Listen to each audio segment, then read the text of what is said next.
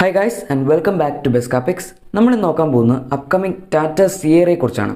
അതായത് സിയറ ഇനി ഇന്ത്യയിലേക്ക് വരുമോ, അല്ലെങ്കിൽ സിയറ എപ്പോഴാണ് വരികയാണെങ്കിൽ തന്നെ ലോഞ്ച് ചെയ്യുന്നത്, ആൻഡ് ഇത് വരികയാണെങ്കിൽ എന്തൊക്കെ ഫീച്ചേഴ്സ് ആയിരിക്കും ഈ വാഹനത്തിൽ ഉണ്ടാകുന്നത്, അല്ലെങ്കിൽ എന്തൊക്കെ ഫീച്ചേഴ്സ് നമുക്ക് ഈ ഒരു വാഹനത്തിൽ എക്സ്പെക്റ്റ് ചെയ്യാമെന്ന്. ഓക്കെ, ഇനി ആദ്യം തന്നെ ഇത് ഇന്ത്യയിലേക്ക് വരുമോ എന്ന് നമുക്ക് നോക്കാം. ഇന്ത്യയിലേക്ക് വരുമോ മീൻസ് ഇൻ ദ സെൻസ് ഇത് എപ്പോഴാണ് ഇന്ത്യയിലേക്ക് വരുന്നത് എന്ന് നമുക്ക് നോക്കാം. സിയറ എന്ന് പറയുന്നത് ഇത് ഇറങ്ങിയ കാലഘട്ടത്തിൽ ആ സമയത്ത് ഒരു 2 ഡോർ SUV ആയിരുന്നു, ഒരു ഫാമിലി കാറായിരുന്നു ആ സമയത്ത് സിയറ. ബട്ട് ഇനി ഇന്ത്യയിലേക്ക് ഇതൊരു 2 ഡോർ വാഹനമായിട്ട് ഇറങ്ങുമോ എന്ന് ചോദിച്ചാൽ അതിൻ്റെ പോസിബിലിറ്റീസ് ഇവിടെ കുറവാണ്. ബിക്കോസ് ഇനി ഒരു 2 ഡോർ കാറായിട്ട് ഇറക്കുകയാണെങ്കിൽ അത് ഫാമിലീസിന് അത്ര പ്രാക്ടിക്കൽ ആയിട്ടുള്ളൊരു വാഹനമായിരിക്കില്ല. ഇനിയിപ്പോൾ 4x4 അല്ല, നമുക്കറിയാം സിയറ ഒരു 4x4 വാഹനമല്ല. ആൻഡ് ഈവൻ ഇപ്പോൾ കറണ്ട് ജനറേഷൻ സഫാരി പോലും 4x4 സിസ്റ്റം ഒന്നും ഓഫർ ചെയ്യുന്നില്ല. അത് ലേറ്റസ്റ്റ് സ്റ്റേജിൽ വരും എന്നാണ് പറയുന്നത്. ഒരു 4 വീൽ ഡ്രൈവ് വേർഷൻ കൂടി സഫാരിയുടെ വരും എന്ന് പറയുന്നുണ്ട്. ബട്ട് സ്റ്റിൽ നമുക്ക് ഹോപ്പൊന്നുമില്ല, അത് ജസ്റ്റ് അസംഷൻസ് മാത്രമാണ്. അതുകൊണ്ട് തന്നെ സിയറ ഇനി വരികയാണെങ്കിൽ തന്നെ 4 വീൽ ഡ്രൈവ് സിസ്റ്റത്തോടു കൂടി വരുമെന്ന് പറയുന്നത് ജസ്റ്റ് പ്രഡിക്ഷൻസ് ആണ്, അല്ലാതെ ഒരു എക്സ്പെക്റ്റേഷൻസ് അല്ലാതെ അത് കറക്റ്റ് 4 വീൽ ഡ്രൈവ് സിസ്റ്റത്തോടു കൂടി തന്നെ വരുമെന്ന് പറയാൻ പറ്റില്ല. ഈവൻ ഫസ്റ്റ് ജനറേഷൻ സിയറ പോലും 4 വീൽ ഡ്രൈവ് സിസ്റ്റം ഓഫർ ചെയ്തിരുന്നില്ല.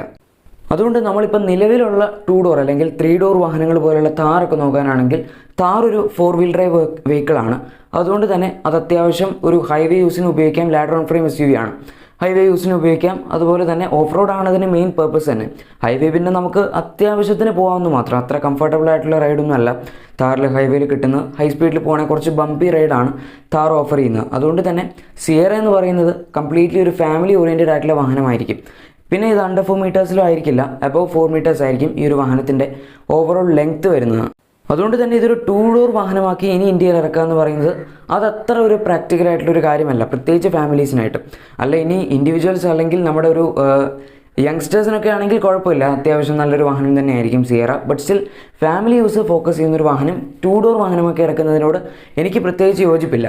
ഇനി ഇത് 2 ഡോർ വാഹനമാക്കി ഇറക്കാതിരിക്കുന്നത് എങ്ങനെയാണെന്ന് നോക്കാനാണെങ്കിൽ ഇവർ ഓട്ടോ എക്സ്പോയിൽ ഷോക്കേസ് ചെയ്ത വാഹനം ആക്ച്വലി സ്ലൈഡിംഗ് ഡോർ ഉള്ളൊരു വാഹനമായിരുന്നു. സ്ലൈഡിംഗ് ഡോർ എന്ന് പറയുമ്പോൾ 2 സൈഡിലും ഇല്ല, ഒരു സൈഡിൽ സ്ലൈഡിംഗ് ഡോർ ഉണ്ടായിരുന്നുള്ളൂ. ബട്ട് സ്റ്റിൽ ഒരു സൈഡിലെങ്കിലും സ്ലൈഡിംഗ് ഡോർ ഉണ്ടെങ്കിൽ തന്നെ അതും യൂസ്ഫുൾ ആയിട്ടുള്ളൊരു കാര്യം തന്നെയാണ്. ഇനി പ്രത്യേകിച്ച് ലെഫ്റ്റ് സൈഡിലൊക്കെ സ്ലൈഡിംഗ് ഡോർ വരികയാണെങ്കിൽ നമുക്ക് ഇറങ്ങാനാണെങ്കിലും കയറാനാണെങ്കിലും വലിയ ബുദ്ധിമുട്ടുകൾ ഉണ്ടാവില്ല. ബിക്കോസ് സൈഡിൽ നിർത്തുകയാണെങ്കിലും നമ്മൾ മിക്കവാറും ലെഫ്റ്റ് സൈഡിലാണല്ലോ ഒതുക്കി നിർത്താറ്. അതുകൊണ്ട് അവിടെ ഒരു പ്രശ്നം വരുന്നില്ല. റൈറ്റ് സൈഡിൽ വരികയാണെങ്കിൽ കുറച്ച് ബുദ്ധിമുട്ടാവും, പക്ഷേ എന്നാലും കുഴപ്പമില്ല. ഒരു സൈഡിലെങ്കിലും സ്ലൈഡിംഗ് ഡോർ കൊടുക്കാമെങ്കിൽ സിയറയുടെ ഒരു തനതായ ലുക്ക് അവർക്ക് മെയിൻറ്റെയിൻ ചെയ്യാൻ പറ്റും. പഴയ സിയറ ഒരു ഫുൾ ഒരു ഗ്ലാസ് കവേർഡ് ആയിട്ടുള്ളൊരു ബോഡിയായിരുന്നു പുറകിൽ വന്നിരുന്നത്. അതുകൊണ്ട് തന്നെ പുതിയ സിയറയും അവർ ഏകദേശം അങ്ങനത്തെ ഒരു രീതിയിലാണ് ഡിസൈൻ ചെയ്യാൻ ശ്രമിച്ചിരിക്കുന്നത്.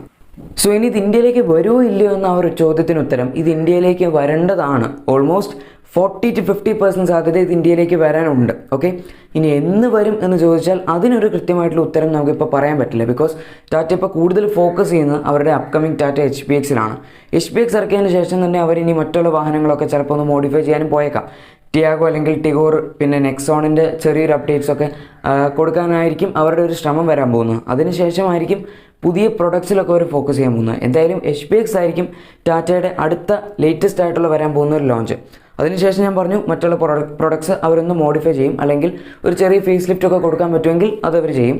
അതിനുശേഷമായിരിക്കും മറ്റുള്ള ഇനി വരാൻ പോകുന്ന പ്രൊഡക്ട്സിൽ അവർ ഫോക്കസ് ചെയ്യാൻ പോകുന്നത്. അതിന് സിയറ ആണെങ്കിലും അതുപോലെ മറ്റുള്ള വാഹനങ്ങളാണെങ്കിലും ഒക്കെ അങ്ങനെ തന്നെയായിരിക്കും. ടാറ്റയുടെ ഇനി സിയറയുടെ പ്ലേസ്മെൻ്റ് ആണ് അടുത്തൊരു പ്രശ്നം. ഇത് വരാനാണെങ്കിൽ എവിടെ പ്ലേസ് ചെയ്യും? സിയറ എന്ന് പറയുന്നത് ബേസിക്കലി ഇവർ കാണിച്ചത് അല്ലെങ്കിൽ ഈ ഓട്ടോ എക്സ്പോ 2020 ഷോക്കേസ് ചെയ്തത് ഒരു കൺസെപ്റ്റ് മോഡലാണ്. ആൻഡ് ഈ കൺസെപ്റ്റ് മോഡൽ ഇലക്ട്രിക് വെഹിക്കിളായിട്ടാണ് ഇവർ കാണിച്ചത്. സോ ഇലക്ട്രിക് ആയിട്ട് വരാനാണെങ്കിൽ എന്തായാലും ഇതിൻ്റെ പ്രൈസ് കുറച്ച് കൂടും. ഏകദേശം നെക്സോണിൻ്റെ അതേ സ്പെക്സ് ഒക്കെ തന്നെയായിരിക്കും ഇത് ഇലക്ട്രിക് ആണെങ്കിൽ ഇതിൽ വരാൻ പോകുന്നത്. അതായത് ഇപ്പോൾ 129 PS പവറും അതുപോലെ ഓൾമോസ്റ്റ് 312 അല്ലെങ്കിൽ 300+ കിലോമീറ്റേഴ്സിൻ്റെ റേഞ്ച്. അങ്ങനെയാണ് ഇതിൽ വരുന്നതെങ്കിൽ 30.2 kWh ബാറ്ററി ആയിരിക്കും ഈ ഒരു വാഹനത്തിൽ ഉപയോഗിക്കാൻ പോകുന്നത്. ഇനി അതല്ല, ഇലക്ട്രിക് ആയിട്ടല്ല, ഇലക്ട്രിക് വിത്ത് പെട്രോൾ അല്ലെങ്കിൽ ഡീസൽ മോഡലാണ് ഇവർ അവതരിപ്പിക്കാൻ പോകുന്നതെങ്കിൽ, അതായത് ഇലക്ട്രിക് ഉണ്ടാവും. ഇലക്ട്രിക് ചിലപ്പോൾ ലേറ്റസ്റ്റ് സ്റ്റേജിൽ അവതരിപ്പിക്കുന്നതിന് മുമ്പ് ഇവർക്ക് പെട്രോൾ ഡീസൽ പോലുള്ള വാഹനങ്ങൾ അവതരിപ്പിച്ചിട്ട് അതിനുശേഷം പെട്രോൾ അവതരിപ്പിക്കാനാണെങ്കിൽ ഓക്കെ. ഇനി അങ്ങനെയാണ് വരുന്നതെങ്കിൽ ടാറ്റയുടെ ഇപ്പോൾ തനതായ 1.5 ലിറ്റർ ഡീസൽ ഉണ്ടാവും. അതിൻ്റെ പവർ ഓൾമോസ്റ്റ് 110 PS പവർ ആയിരിക്കും. ആൻഡ് ടോർക്ക് ഓൾമോസ്റ്റ് 260 Nm ആയിരിക്കും. പെട്രോളിൻ്റെ കാര്യം ആക്ച്വലി ഇപ്പോൾ കൺഫേംഡ് അല്ല, ബിക്കോസ് സിയറ ഒരു അത്യാവശ്യം വലിയൊരു വാഹനമാണ്. നെക്സോണിനാണെങ്കിലും നെക്സോണിന് വരുന്ന ഒരു 1.2 ലിറ്റർ എഞ്ചിൻ കൊടുക്കാനാണെങ്കിൽ മേ ബി കുറച്ച് അണ്ടർ പവേർഡ് ആവാനുള്ള സാധ്യതയുണ്ട്. അണ്ടർ പവേർഡ് അല്ല, ബട്ട് സ്റ്റിൽ ആ ഒരു പിക്കപ്പ് പെട്ടെന്ന് എടുക്കാൻ കുറച്ച് ബുദ്ധിമുട്ട് ഉണ്ടാവുമായിരിക്കും. നെക്സോണിൻ്റെ ആണെങ്കിലും 1.2 litre turbo petrol engine 120 PS power ഉണ്ട്, അതുപോലെ തന്നെ 175 ന്യൂട്ടൺ മീറ്റേഴ്സിൻ്റെ ടോർക്കൊക്കെ ഉണ്ട്. ബട്ട് ഓൺ പേപ്പറിൽ ഫിഗേഴ്സൊക്കെ ഓക്കെ ആണെങ്കിലും റിയൽ ലൈഫ് പെർഫോമൻസിലേക്ക് വരുമ്പോൾ, ഔട്ട്റൈറ്റ് പെർഫോമൻസിലേക്കൊക്കെ വരുമ്പോൾ അത്ര നല്ലൊരു എഞ്ചിനല്ല. കുറച്ച് ഫ്ലാറ്റ് സ്പോട്ട്സ് ഒക്കെ ഉള്ളൊരു എഞ്ചിനാണ് ടാറ്റയുടെ ഒരു 1.2 litre turbo petrol engine. So അതുകൊണ്ട് തന്നെ ഒരു പുതിയ എഞ്ചിൻ കൊടുക്കേണ്ടി വരുമായിരിക്കും സിയറയിലേക്ക് വരുമ്പോൾ. ഒരു പുതിയ 1.5 ലിറ്റർ പെട്രോൾ അല്ലെങ്കിൽ ഒരു 1.5 ലിറ്റർ നാച്ചുറലി ആസ്പിറേറ്റഡ് അല്ലെങ്കിൽ 1.5 ലിറ്റർ ടർബോ ഒക്കെ ഒരു പക്ഷേ അവർക്ക് കൊടുക്കേണ്ട ഒരു അവസ്ഥ വന്നേക്കാം. അതുകൊണ്ട് തന്നെ ഒരു പുതിയ എഞ്ചിൻ ഡെവലപ്പ് ചെയ്യേണ്ടതായിട്ടും വന്നേക്കാം. ഇനി അതല്ല, കുറച്ചും കൂടെ നല്ല പവർ ഫിഗേഴ്സിൽ നല്ലൊരു ട്യൂണിങ്ങിൽ ഈ 1.2 ലിറ്റർ എഞ്ചിൻ കൊടുക്കാമെങ്കിൽ അതും ഓക്കെയാണ്. ഇനി എനിക്ക് തോന്നുന്നില്ല ഞാനിതിൻ്റെ ഫീച്ചേഴ്സൊക്കെ നിങ്ങൾക്ക് ഡീറ്റെയിൽ ആയിട്ട് എക്സ്പ്ലെയിൻ ചെയ്ത് തരേണ്ടി വരുമെന്ന്. നിങ്ങൾക്കൊക്കെ അറിയാമായിരിക്കും. എനിവേ ഇതിൻ്റെ എക്സ്പെക്റ്റഡ് ഫീച്ചേഴ്സ് ഒന്നെങ്കിൽ ഒരു 7 ഇഞ്ചസിൻ്റെ ടച്ച് സ്ക്രീൻ ഫുട്ടേജ് സിസ്റ്റം, അല്ലെങ്കിൽ 8.8 ഇഞ്ചസിൻ്റെ ടച്ച് സ്ക്രീൻ ഫുട്ടേജ് സിസ്റ്റം. പിന്നെ എന്തായാലും വയർലെസ് അല്ല, ആൻഡ്രോയിഡ് ഓട്ടോ, ആപ്പിൾ കാർപ്ലേ പോലുള്ള ഫീച്ചേഴ്സൊക്കെ ഈ മ്യൂസിക് സിസ്റ്റംസ് അല്ലെങ്കിൽ ഇൻഫോർടൈൻമെൻറ്റ് സിസ്റ്റംസ് രണ്ടും സപ്പോർട്ട് ചെയ്യും. ഇനി അതിന് പുറമെ തന്നെ automatic climate control, air conditioning, അതുപോലെ തന്നെ റിയർ AC വെൻറ്റ്സ്, 17 അല്ലെങ്കിൽ 16 ഇഞ്ചസിൻ്റെ diamond cut alloy wheels, LED DRLs, projector headlamps, LED tail lamps and cruise control, steering mode, audio controls പോലുള്ള ഫീച്ചേഴ്സും, push button start stop system പോലുള്ള ഫീച്ചേഴ്സൊക്കെ, push button start, actually start stop system വേറെയാണ്, push button start പോലുള്ള ഫീച്ചേഴ്സൊക്കെ ഈ ഒരു വാഹനത്തിൽ എന്തായാലും അവൈലബിൾ ആയിരിക്കും.